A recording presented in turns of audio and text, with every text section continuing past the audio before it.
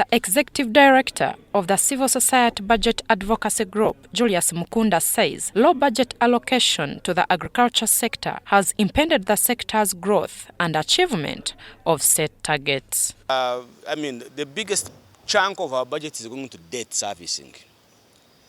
In fact, out of the 57 trillion for the next financial year budget, the government of Uganda has only 27 trillion to spend on itself. We call it the discretionary spending.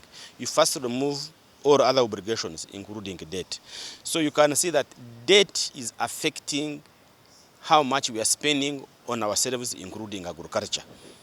Mukunda wants more investments in creating markets for agricultural products as an incentive to encourage farmers to invest more in the sector. We will never beat Japanese in the production of vehicles, I will say that. But they will never beat us in the production of beans and peas and cassava and everything else. Why? Because every country has got what we call an economic advantage on what they do.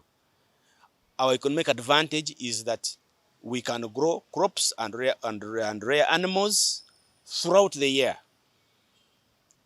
We don't need high-tech technology to do that. We are still doing it. So if the Japanese tell us that they want squared watermelons, we can still do it as a country. What is failing us is to capture the market in other countries, to be able to incentivize our farmers to grow those particular crops. So that's very key. So all our diplomats, if you are an ambassador in a country and a Ugandan ambassador in that country, the first key performance indicator is how much of Ugandan products are being sold in a country where you are. If we don't do that, then we shall going to produce food to eat. He's now advocating for the removal of politics from initiatives such as parish development model, stressing the importance of efficient resource management. So for PDM, I think all we need is to be more effective, is to remove the politics out of PDM, is to let PDM guidelines be followed properly so that the right beneficiaries can get it and use it in the right way.